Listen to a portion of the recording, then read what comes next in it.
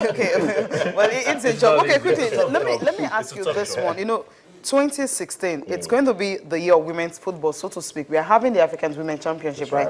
We are having the under-17 World Cup. We are having the under-20. So it's like it's going to be 3 major tournaments outside the under-17, the under-20, and of course the senior team. Talking about the Super Falcons, we really don't have anything on ground at all. That's the reason why he's actually asking that question. Under-17, we're having a game on the 7th. That's what I'm saying. Under-17, they've been in camp, yes. But under-20 and the under-20, we should also commend us that we qualified. They came here, South Africa came here. Always qualify. No, we will always qualify. Football has gone beyond what you think. Well, that's what the NFF is taking for the granted. Federation should be commended for that, because we went to South Africa. They needed just to win by 1 goal, and we drew, and we've landed in Papua New Guinea. Yes. Yeah. So that is commendable. And like I said, we are planning. Listen, our strategy revolves around finance, around technical abilities, and all those things. We put them together, and we'll come out with something clean for you. Because I'm looking at the fact that it's less than a year. I'm a more One is female September. footballer person than you, even if you're female. I know, because we're not. The reason why we're saying this is because we're not seeing results. Because last year, 2014, yes, you're not seeing results and qualify for the under-20 World Cup. So we'll always qualify for under-20 World Cup. But doesn't it worry you that there's a dip in form? Exactly. I am not telling you. I am not telling you that there's no. I'm not telling you that.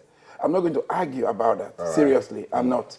If I argue, it's as if I don't know what I'm doing. Okay. But I'm telling you that we are actually re-strategizing the Federation in not just female football, in youth development, in everything. We started our youth development program, the under-20, the twin program, sponsored by Zenith Bank under 15 and under 13. We started all over the country, And what is the idea? It's catching them young, grooming them, nurturing them, priming them for greatness. Those are the things that we're doing. So, but some of these things, football is about media, but at times it's huge business. But at times when you keep saying all these things, people throw spanners in and all this stuff. So we try to avoid a lot of things. Nigerian football is very peculiar. It's extremely, extremely different, radically different from what you see normally in other climes. Nigerian football, Nigeria has a population of 170 million technically. I can tell you 150 million are coaches. Yes. And football administrators. Listen, I've gone to a place, somebody almost said, listen, what are you doing with this guy? Get him off your hook. I've gone to a place, somebody said, wow, you're doing very well. Let me buy fuel. I drove to the filling station. So let me get fuel for you. Congratulations. I like your drive. Don't get discouraged. There are some distractions out there. Things like that encourage us. But I can tell you, it is a very, very tough call. I understand. Yeah. But by God's grace, we're equal to it. Let's even look at the state of the football league, the Nigeria Professional Football League. Well, it's growing. We still believe it can get better. But from your observations, what are the things that we still need to do, to make it a whole lot better? One thing that has counted very positively for the Nigerian Football League Management Company is the headship. He is so very passionate. And when I mean we're in the meeting till 3 a.m., he was part of that meeting till 3 a.m. Here came me, part of that meeting till 3 a.m. He is so passionate about developing the league. And Nigeria has been so recognized worldwide that we are among the very few countries that form what's called International League Union, kind of. I might not get that correctly, And it has been able to build network beyond this climb. Because the league is a financial wing of the Federation. That's right. I say it to him jokingly and we laugh about it. He has been able to build this structure. And I believe the second Vice President, Shehu Diko, has done so well that you can see it clearly.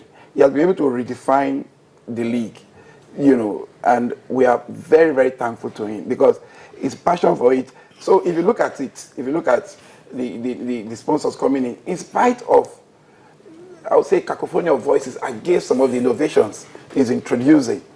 But I think he has come out really clean. And give Nigerian league within the next few years, you will see a difference that you will be marveled at. I'm telling you, how did the English Premier League started? 5 clubs. Everton, Tottenham, Liverpool, Manchester Arsenal, and Manchester United. Sorry, I didn't call Chelsea and all those new clubs. They were not there at the beginning. They're all new clubs, They were not there at the beginning. They were not there, They are small clubs, So, and that's how they started. They came together. It was like a revolution. And today is a business worth £6.5 billion. So, and that's Shew's dream. And that's our dream in the Federation. And that's why I went to the Nigerian Stock Exchange. It's a very ambitious project, but we can do it. We can have clubs quoted in the Nigerian Stock Exchange. Mr. President, I like the fact that you mentioned that part, Yeah. Mr. Pinnick.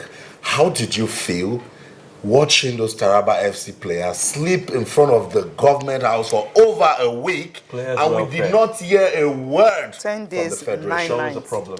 Listen, you won't hear a word from the Federation because it's not everything that will come out to say in public. But it's football for your branding. I engaged the chairman of the Governors Forum, Okay. unknown to you. And I believe his impact possibly is what you are saying in that regard, regarding those initial payments. I also engaged the leadership of the league management. But you can always understand that it's not everything that you do, you bring to the public. They might be counterproductive. Okay. You know, so we did all what we did. And it was based on that the LMC said, okay, we can even pay from whatever is accruing. And part of the meeting we had this morning, trying to create an environment where we have lots of sponsors, a consortium of sponsors, title, you know, to see whatever goes to the club, maybe specific amount can be kept aside for paying players. But all those ones are the things that we see. But listen, let me tell you what we're trying to do. I'm not going to, as president of the Nigerian Football Federation, I'm not going to sit here and tell you that it might not happen tomorrow. Yeah, It can happen tomorrow to another club.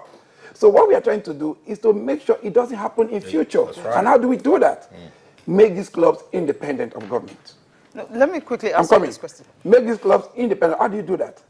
I've been saying it. I had a meeting with the governor of Delta State, and I talked to him about Warriors. Clearly, that, listen, government can come in because they have the facilities, they have the stadium. Let that be 20% as equity shareholder. Then let people, look at Barcelona, they are owned by the Catalonians. All these clubs are owned by the people, normal people on the streets. So those are the arrangements, those are the things that we are looking at going forward.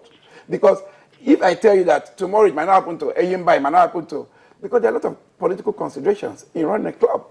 That's the truth. Some people see it as, you know, as a way going up there, you know. But the truth is, we cannot continue to live like this. All these things we are doing are just makeshift or short-term arrangements. Okay. What is more sustainable?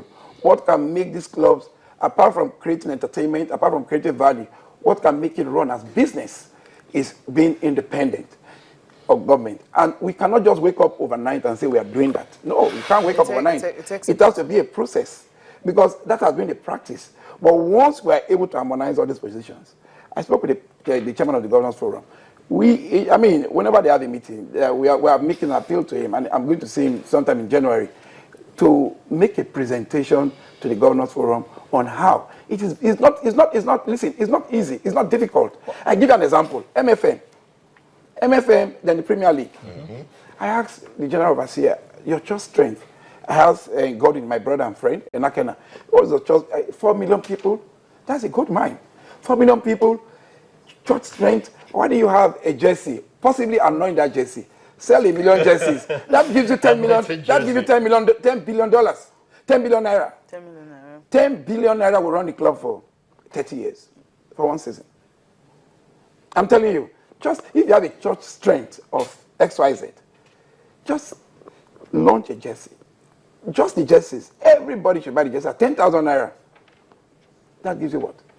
So you don't need to depend on the general overseer or anybody. So we must be able to develop a template for all the clubs to follow. And that's the reason we want to see the chairman of the Governors Forum and say, this is what we want to do. If you have XYZ club in your state, look at the potentials in that state. In Zamfara, look at the potentials. In Kano, look at the potentials. And look at how we can go about it. But you drive it as the governor and come out with 20% equity because you own the facilities for now. And every facility you must be improved upon, must be, you know, it's not just going to the Kano Pillar Stadium and going to watch a game. You want to go with your kids, you want to go with your wife. Yeah, I mean, make every destination, listen, make every stadium a destination. For example, if you go to the stadium, your wife, look at Omar Igbe's hair long, she wants to go to the salon, the children want to go to the nursery, or go to the different, make it all this. This is not just saying that. You must also make, listen, but all these are long-term program, developing facilities and all this stuff. The government can say, yes, if this chunk of body is being taken from us, we cannot develop this stadium because it's 20% to world-class standard. And that's it.